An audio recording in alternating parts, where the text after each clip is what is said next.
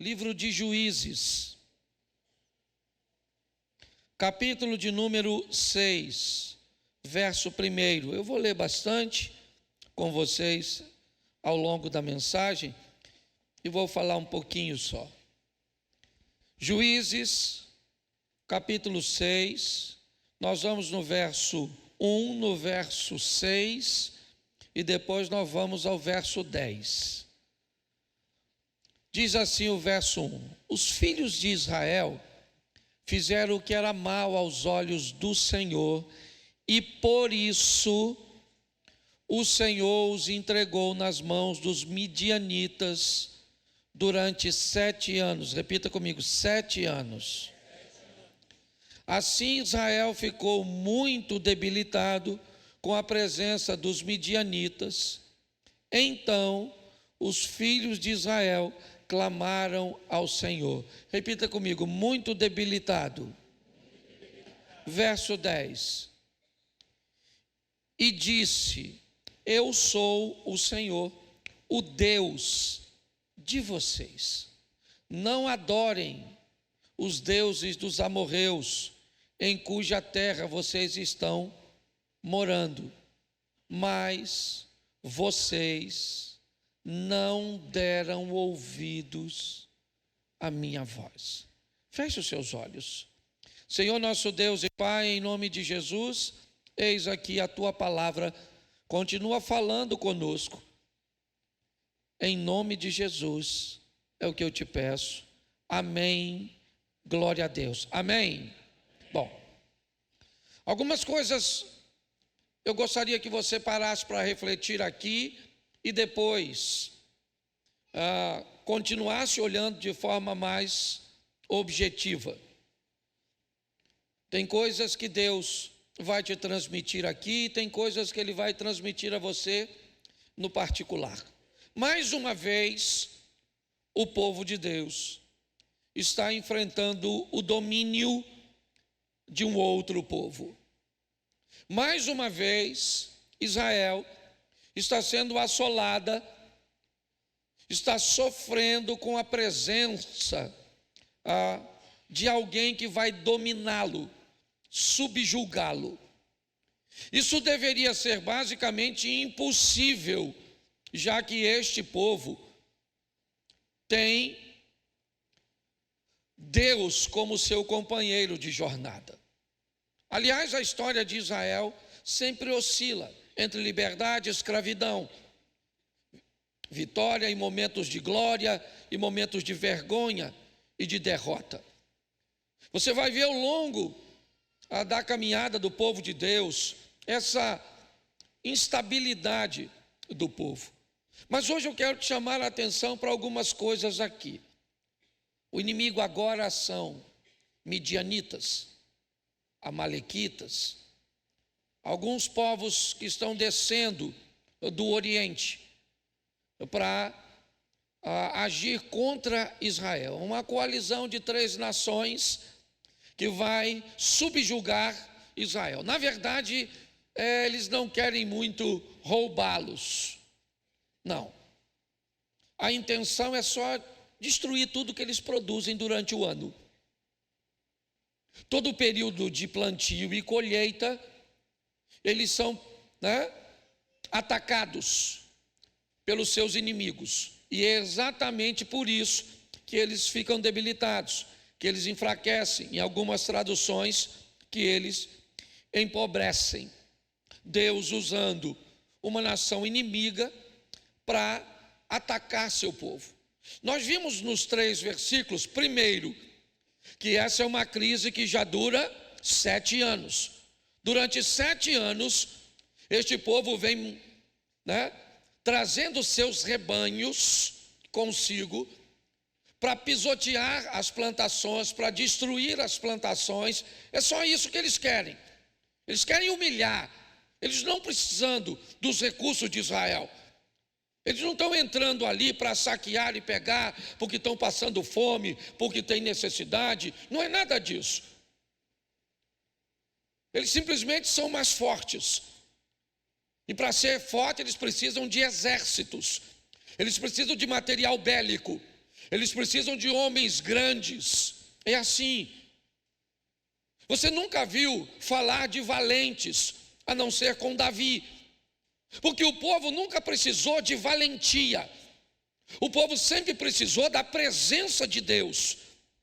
Porque quando Deus estava presente e o povo fazia a sua parte, não interessa o tamanho do inimigo, o povo ia vencer, porque a vitória era garantida por Deus. As outras nações não, eles precisam de carro, cavalos, cavalheiros, é assim. Israel nunca necessitou de fato de tudo isso, porque ele era capaz de vencer com trabalho, com dedicação, mas principalmente o que fazia Israel vencer era algo chamado santidade. Quando Israel resolvia viver e trilhar um caminho correto, obedecendo às leis de Deus, já era. Inevitavelmente, eles venciam, mas todas as vezes que Israel se rebelava, Deus é pai. Então Deus utiliza de um sistema de correção, de disciplina. E o que ele fazia? Usava as nações poderosas para fazer isso. 7 anos é o que nós vimos. Durante 7 anos, obviamente, que o povo empobreceu e enfraqueceu em todas as áreas. Todas as áreas do povo de Deus foram afetadas com empobrecimento, com enfraquecimento, com perda de fé, com a autoestima lá embaixo, com a autoimagem lá embaixo. O povo está vivendo um momento muito difícil já durante 7 anos, como vimos. Mas o motivo está no verso 10. Esse povo resolveu adorar outro Deus.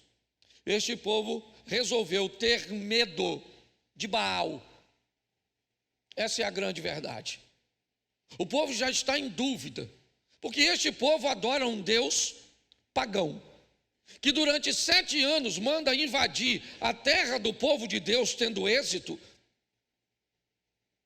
O povo começa a achar se na verdade quem é Deus de fato não é Baal. Então eles começam a ter medo de Baal. Eles têm agora um altar para adorar Baal no meio do povo de Deus. É isso.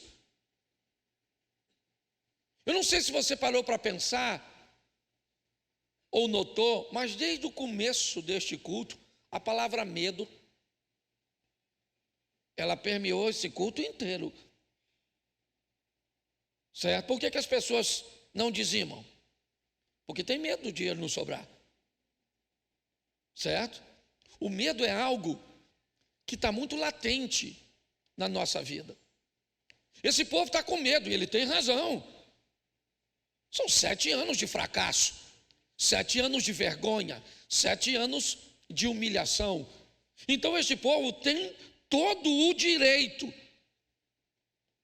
de estar amedrontado, de achar que aquele Deus lá é maior que o Deus que está aqui. Então está certo. Só que o povo, mesmo com medo, ele ainda tem uma coisa a seu favor: a oração. Então, mesmo amedrontado, inseguro, esse povo vai falar com Deus, clamar ao Senhor, que eles não estão aguentando mais. Eles não estão aguentando mais.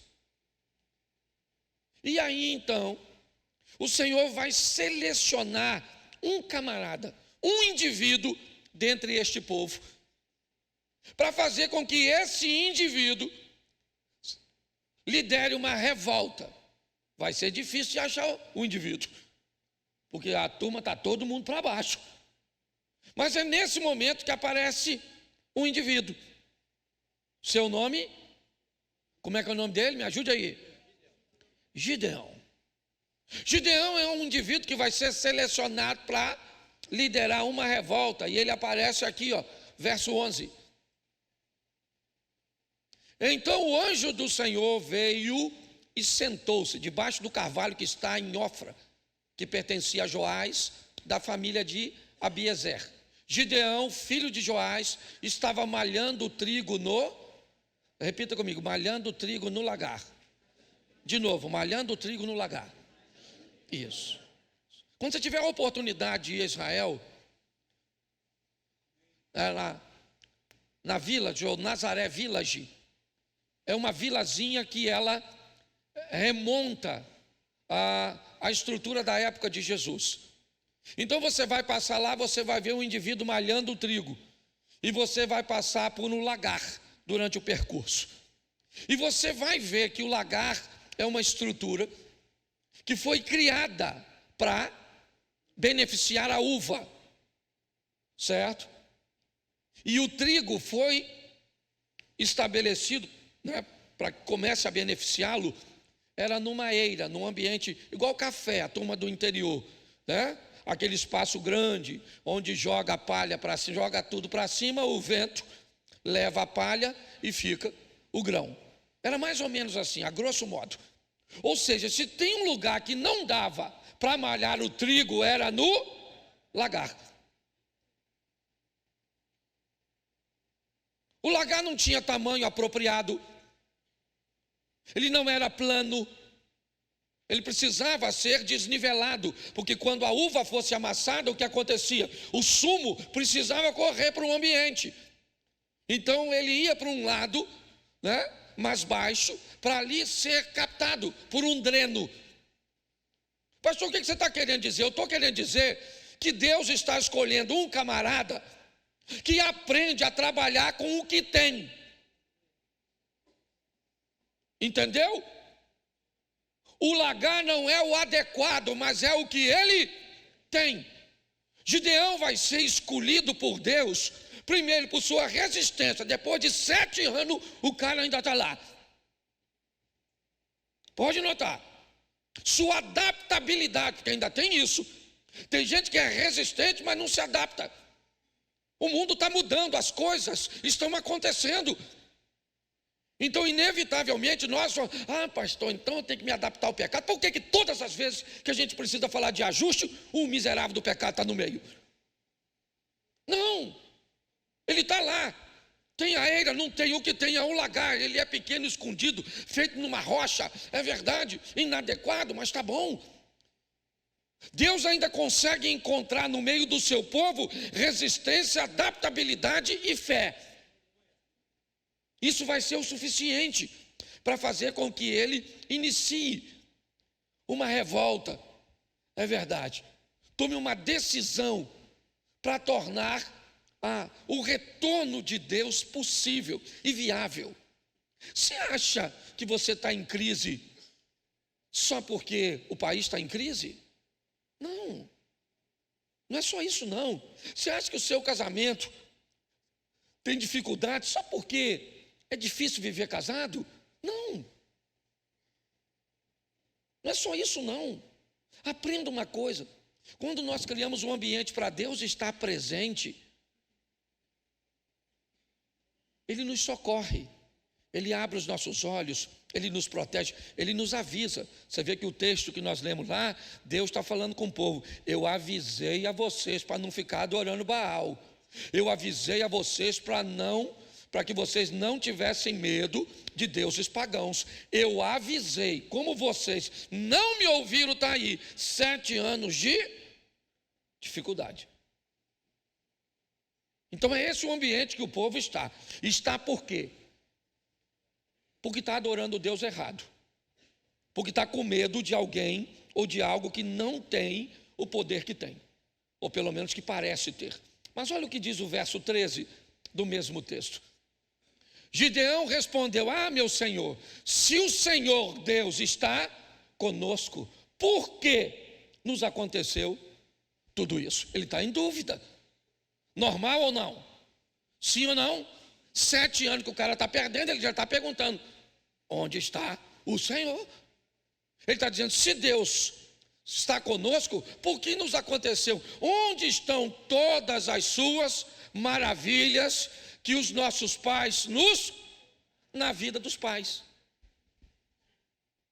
As maravilhas que eles contavam estavam onde? Na vida dos pais. Sabe o que está acontecendo aqui, que Deus está falando comigo e com você? É que nós temos que parar de viver de história dos outros. Foi seu pai, foi seu avô, foi o Noé, foi o Abraão, foi o Davi, foi o Paulo, foi o fulano, foi ciclano. Quando é que vai parar de ser a história dos outros e vai começar a ser a nossa? Quando é que nós vamos parar de ser meros narradores de histórias alheias e vamos começar a narrar nossas histórias? Porque ele está dizendo: Senhor, o que aconteceu? Olha só. Se o Senhor está conosco, olha lá, onde estão todas as suas maravilhas que os nossos pais nos contaram? Está na vida deles. Talvez a sua vida seja ver maravilhas acontecendo na vida dos outros. As coisas acontecem tão pertinho de você, mas nunca com você. Nunca na sua vida. Gideão está narrando isso. Eu ouvi muitas histórias do que Deus fez. Ele só não está fazendo. Eu sei que ele pode fazer, porque ele já, mas ele não faz. O passado é muito bonito, a história é muito romântica, mas não está acontecendo as coisas que eu ouvi na minha vida, na minha família, nos meus negócios. Não está acontecendo. Ele está dizendo: eu estou resistindo isso, eu me adaptei para malhar o trigo no lagar, eu ainda tenho um pouco de fé, mas posso falar francamente, Senhor, onde o Senhor está? Aqui o Senhor não está, porque se o Senhor estivesse aqui, isso não estaria acontecendo. Cadê o Senhor? Às vezes você procura Deus na sua vida, às vezes você procura Deus no seu casamento, às vezes você procura Deus nas suas finanças, e muitas vezes ao procurá-lo você não o encontra. É isso que ele está dizendo. Cadê, Senhor? Cadê? Cadê os Deus que abre mar? Cadê o Deus, né, de Josué? Cadê? Isso só virou histórias do nosso passado, mas nós não vivemos de passado, nós vivemos do agora, e é isso que ele está narrando. Ele vai ter que aprender que a história dos outros é bonitinha, mas não sustenta a nossa caminhada. O que sustenta a nossa caminhada são as nossas histórias com Deus. Pare de viver narrando a história dos outros e comece a viver narrando as suas. É possível acontecer isso. Mas o anjo está chamando ele. Chama Gideão. Depois você lê, que eu não sou obrigado a ler tudo. Homem valente. Ele está desanimado. Ele falou: estou malhando o trigo no lagar aqui, a chapa está quente, o negócio está difícil, certo? Mas o anjo, é engraçado porque olha só o que o anjo falou com ele no verso 14. Então o Senhor, né, o anjo virou para Gideão e disse o quê? Vai nessa que você e livre Israel das mãos. Não é verdade que estou enviando você? Deixa eu falar uma coisa para você, eu não sei o que te sobrou, mas Deus está dizendo para Gideão: Gideão, meu filho, fala o seguinte, vai com o que tu tem.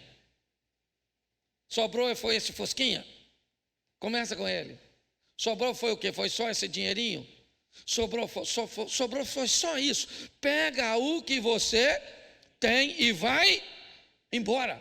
Bora, Gideão, vai nessa tua força, só o que sobrou. Pega o restante que sobrou. Você ainda está na igreja, você ainda tem força para vir aqui, você ainda tem força para dar um gloriazinho, para cantar, você ainda tem força para dar uma oferta, você ainda está vivo, você ainda tem força. Então pega o que você tem e crie uma revolta a partir disso.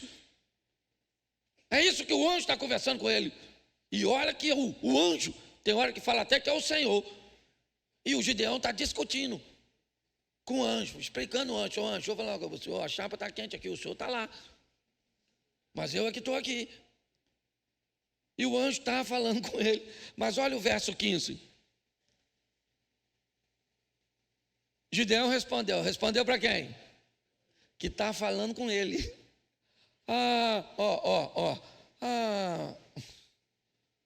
no Senhor.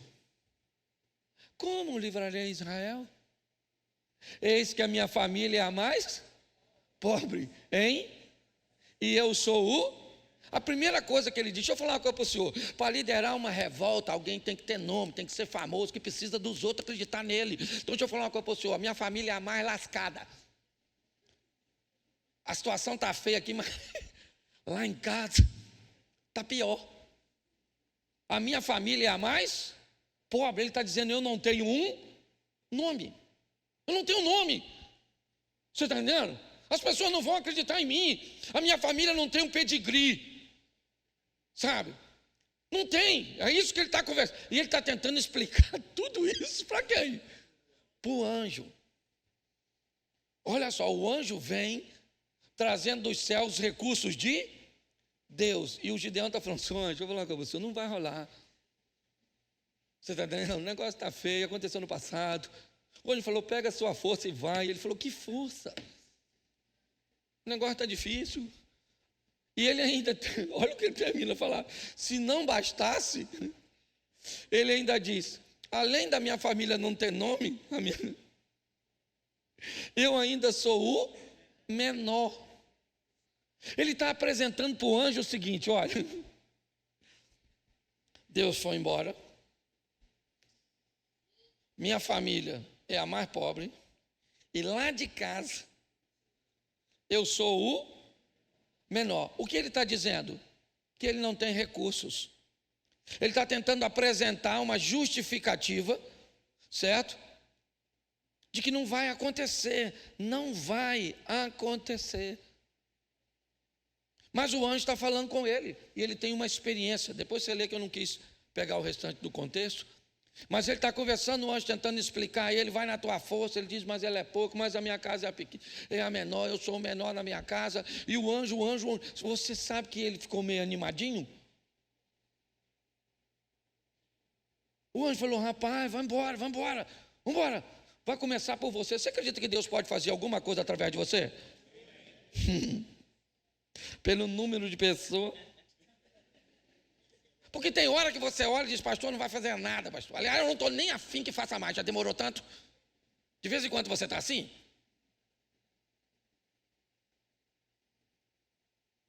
Eu vou te mostrar agora o que vai começar a acontecer na vida desse cara. Quando ele tem essa experiência com Deus, ele tem uma experiência com Deus. Sim ou não? Ó, deixa eu pegar aqui para você entender. Vamos lá. 6:24. Dá uma olhada nesse texto. Então Gideão edificou um altar ao Senhor e lhe deu o nome de o Senhor é até o dia de hoje, está lá, certo? Está em Ofra, que pertence à família de Abiezer. Bom, versículo 26. Isso. No alto desse lugar fortificado, faça para o Senhor. É isso que o Senhor está mandando, ou o anjo, como queiram. Faça, certo? Um local fortificado para o seu, um altar em camada de, depois pegue o segundo touro e ofereça em holocausto, e com a lenha do poste da deusa Aserá, certo? Que você irá, escute aqui. Olha o que Deus falou para o Gideão. Gideão, olha só, você vai fazer o seguinte. Primeiro você vai fazer um altar para mim. Isso já ia dar um BO danado. Porque a turma toda está adorando o Baal e a Zera. As duas entidades. Certo? E pior, além de fazer um altar para mim, você vai quebrar o do Baal e da Zera e pegar a lenha do altar e vai queimar no meu. Porque eu sou seu Deus. O que Deus está falando para Gideão? Gideão, está na hora de você ter uma experiência comigo. Está na hora de nós vivermos a nossa história. Esquece o Abraão, esquece o Moisés, esquece o Isaac. Eles já passaram, esquece. A história do Josué é legal, mas ela já passou. Agora chegou a sua vez, é a sua vez de viver a sua história. E vou falar para você, a experiência dos outros vale muito pouco para você.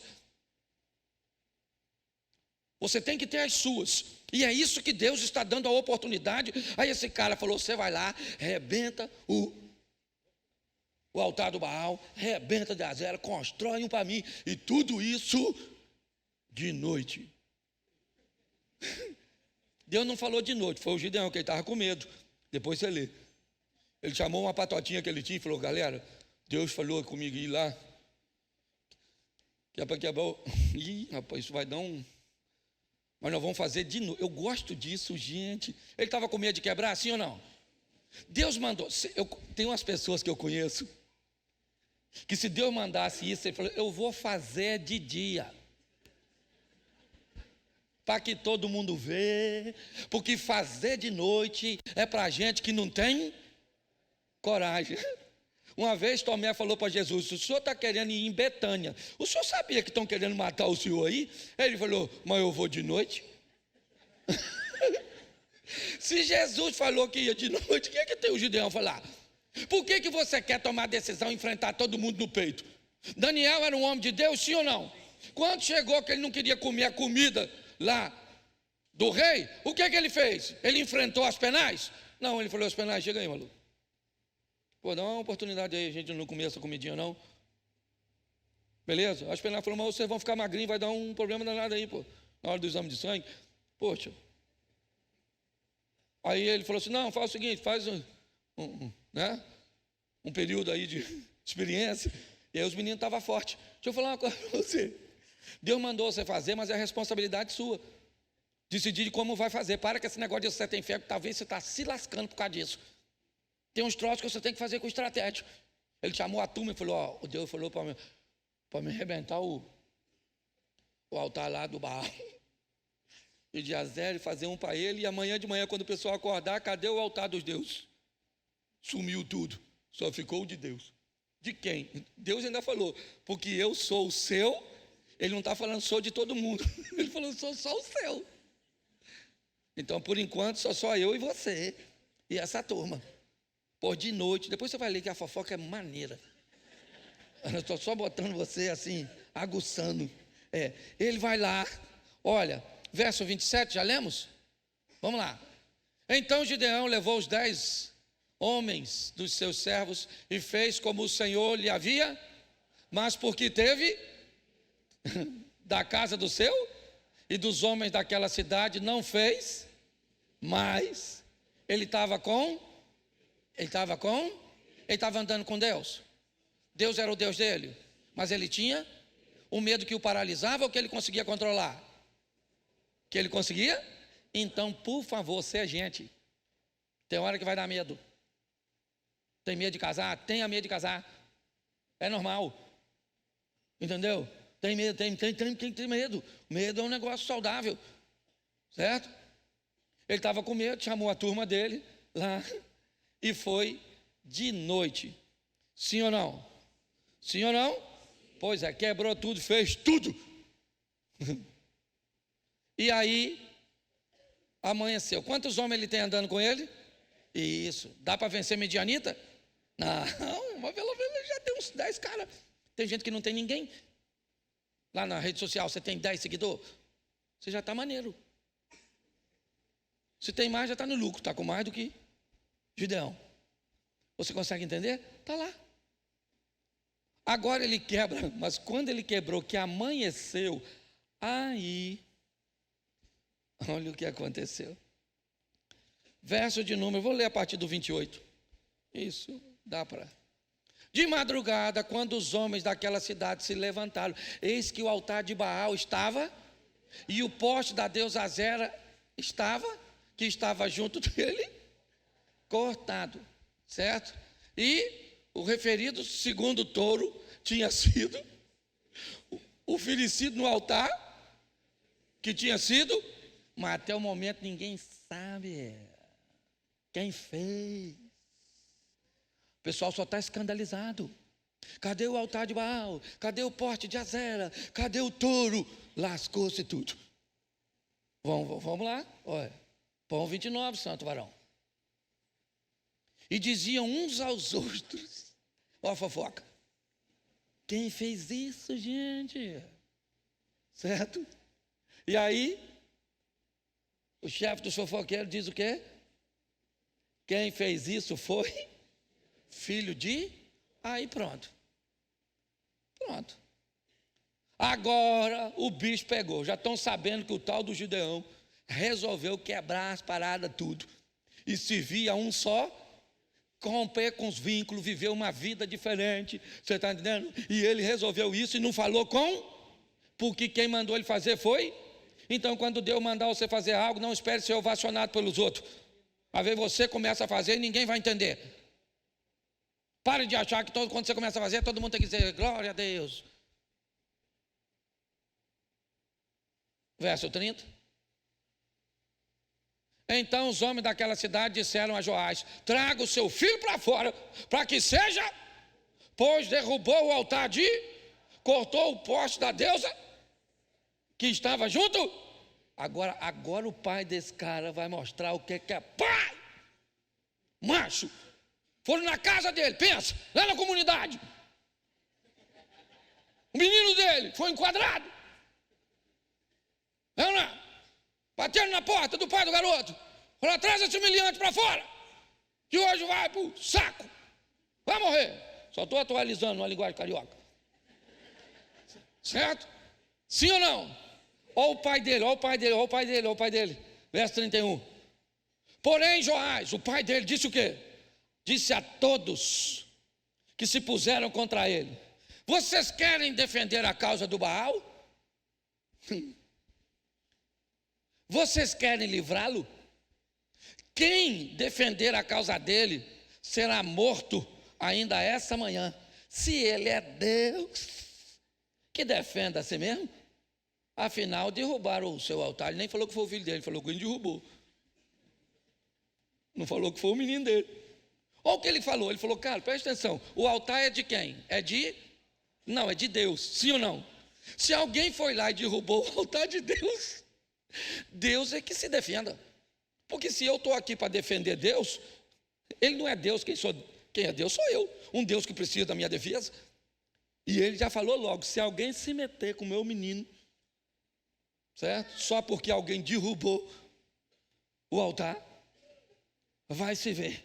Eu gosto desse pai que sai na defesa do seu filho,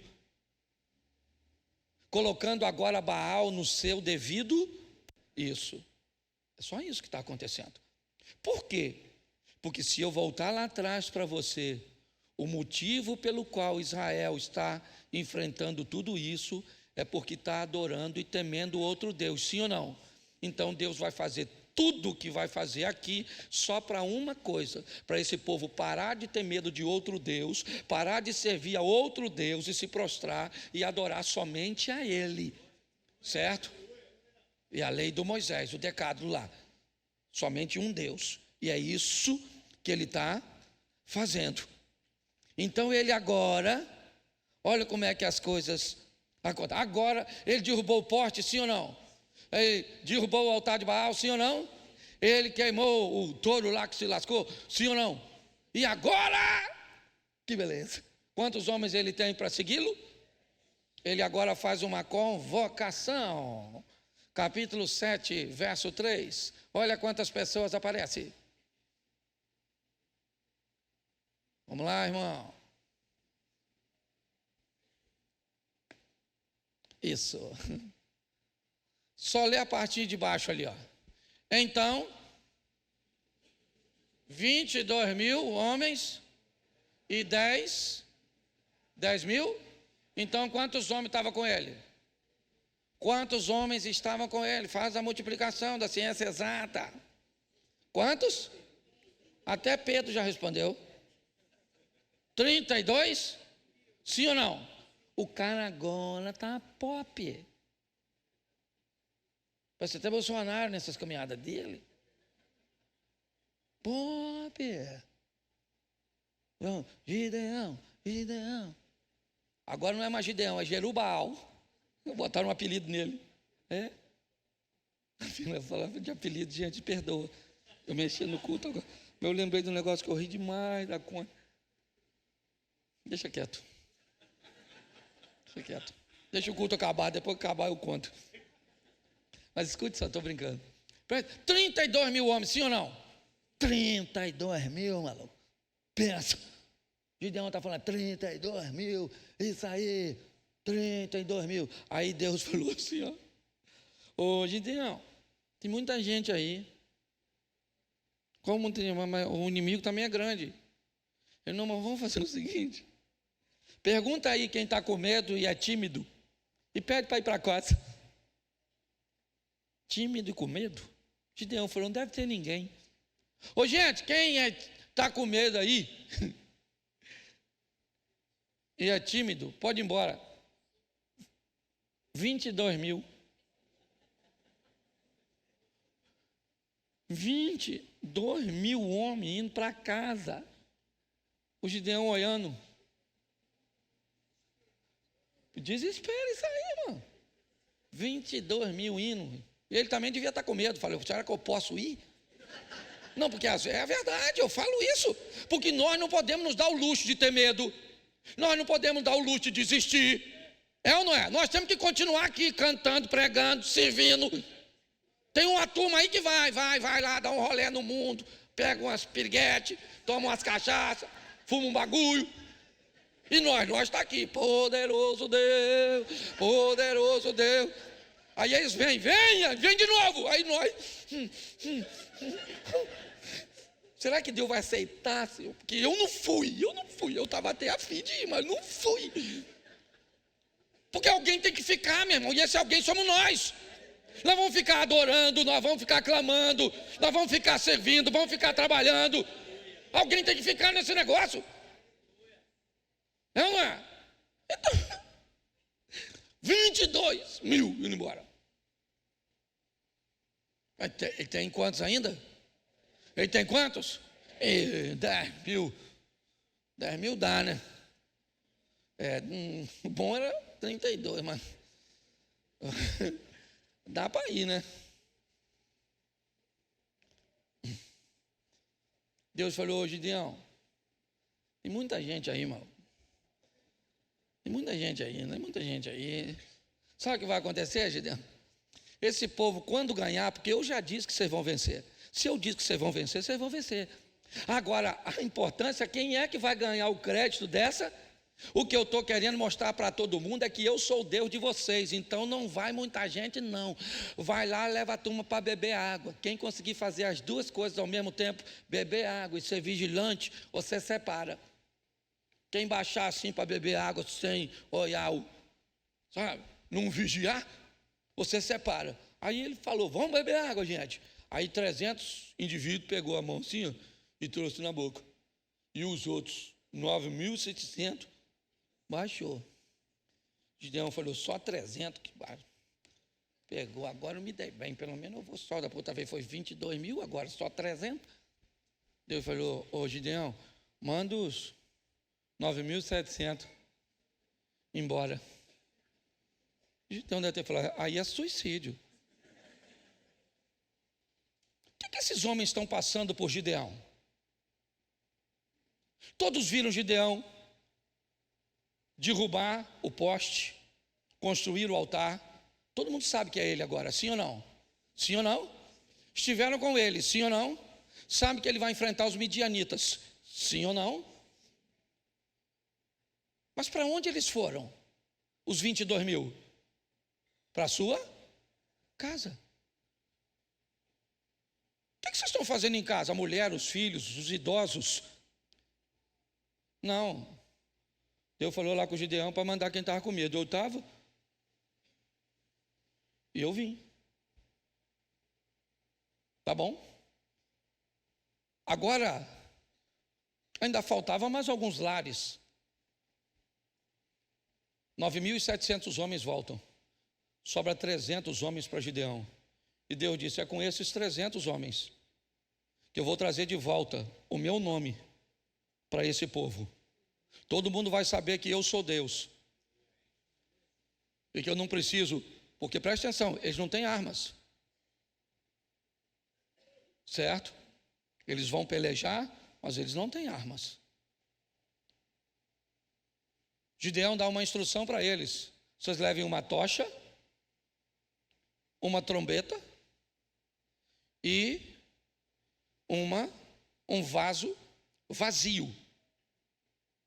É só isso. O texto faz referência que a batalha ia ser no vale, como na maioria das vezes costumava ser. Eu não sei se eles estão descendo, eu já falei isso aqui, nós fizemos uma experiência em Massada, que eu achei fantástico. Nós estávamos 70 pessoas, Eliezer. Um dia eu ainda vou ter a oportunidade de levar vocês lá. 70 pessoas em Massada, a fortaleza construída por Herodes, né, para se proteger de uma revolta. E aí, Damião, que era o guia, ele já tinha feito comigo isso outras vezes, e eu pedi que os 70 gritassem de cima para baixo, ali, em cima da fortaleza. E nós, no 3, todos nós gritamos. Eu vou falar para vocês, 70 pessoas gritaram. Aparentemente, umas 500, 700 ou até 1000 pessoas estavam gritando. Nós gritamos por alguns instantes e paramos. Então o eco foi sendo distribuído por aquela planície. É impressionante. Talvez isso explique por que eles achavam que tinham tanta gente por causa desse efeito. Mas são apenas 300 homens que sobraram para Gideão. Gideão divide esses homens: trombeta, tocha e um vaso vazio. E é assim que eles vão à guerra. Cercam esses homens, esses povos, por 3 direções. Gideão disse: assim que a trombeta tocar, todos toquem a trombeta, todos quebrem os vasos e segurem suas tochas. E assim foi feito. Quando aquilo aconteceu, eu não sei que tipo de efeito causou. Eu sei que os homens começaram de noite, era meia-noite aproximadamente, início da terceira vigília, meia-noite, certo? Início da terceira vigília, aquela escuridão, os homens gritando e aquele barulho vindo de diversos lados. Eles entram em desespero. Alguns guerreiam contra si, ali mesmo. Eram povos diferentes, não eram amigos, na verdade. Fizeram uma coalizão apenas para invadir Israel. Não tinha amizade. Não existe amizade entre os maus. Os maus não têm aliados. Assim que eles vencem os bons, eles lutam entre si. É assim que funciona. Então cada um estava de olho, era na partilha dos despojos. Mas nesse momento, o que acontece? Eles começam a guerrear. Começam a fugir dos 300. Agora sim. Agora, Gideão manda chamar todos. Os homens agora estão em fuga. A tribo de Efraim chega a reclamar, dizer: poxa, você vai numa batalha dessa e não nos chama para fazermos parte de tudo isso? O que indica que eles queriam a glória da vitória. E Deus está dizendo para eles, para mim e para você: você quer vencer? Não coloque ninguém no lugar que só cabe Ele. Ele é o todo-poderoso da sua vida. Não sei o que você está enfrentando ou o que você vai enfrentar. Quando acontece isso, o que nós vemos é aquele pequeno grupo, é verdade, vencendo ou liderando uma vitória. Eles perseguem, peguem 2 dos reis, Oreb e Zebe, os 2 príncipes daquelas nações. Eles são mortos. E boa parte daquele povo que fugiu para levar uma mensagem a todos os vizinhos de Israel: Deus está de volta no meio do seu povo. O Deus que abriu o mar está de volta, o Deus que abriu o Jordão está de volta, o Deus que deu vitória a Jericó está de volta. É importante nós entendermos isso. A glória que Deus quer derramar na nossa vida é para que o nome dEle seja glorificado através da nossa igreja, da nossa empresa, certo? Do nosso ministério. É isso. aqui nitidamente, tudo que Deus vai fazer é só para um motivo: para remover Baal e Azera e voltar para o seu devido lugar. É só isso. Tudo que ele faz, em cada passo que ele faz, usando Gideão, é verdade. Sabe o que eles pedem no final, Eliezer? Para que Gideão lhe seja rei. Ele aceitou? Não. Ele disse: vocês não estão entendendo o que Deus tentou explicar a vocês durante todo esse processo. Vocês não conseguem entender. Não fui eu que fiz tudo isso, foi Deus. Nós estamos nos Juízes. Você acha que o povo aprendeu? Não. Foi só chegar Samuel e o povo pediu o quê? Um rei. Se não tivermos cuidado, sabe o que você vai fazer? Vai botar o pastor no lugar de Deus. E pior, tem uns que gostam, que se sentem. Certo? Se você não abrir o olho, você coloca o dinheiro no lugar de Deus. Você coloca o emprego no lugar de Deus. Você coloca seus filhos no lugar de Deus. Essa é a grande verdade, com a sutileza que só Satanás sabe fazer, sem que nós sejamos capazes. Então Deus deixa bem claro, Davi quebrou a cara por causa disso. Todas as nações vizinhas, todas basicamente, todas as vezes que um homem ocupava um cargo muito alto, por que você acha que Faraó fez aquelas pirâmides? Por que você acha que Nabucodonosor fez os jardins suspensos? Por que você acha que Alexandre, com o farol de Alexandria? Porque todos os homens, quando cresciam demais, sabe o que eles se achavam? Deuses. E quando alguém é Deus, tem que fazer algo do tamanho de Deus. É assim, isso é até hoje. Essa doença continua até hoje. Então vou falar uma coisa para você: gosto de ser seu pastor, agora estou muito longe de ser seu Deus.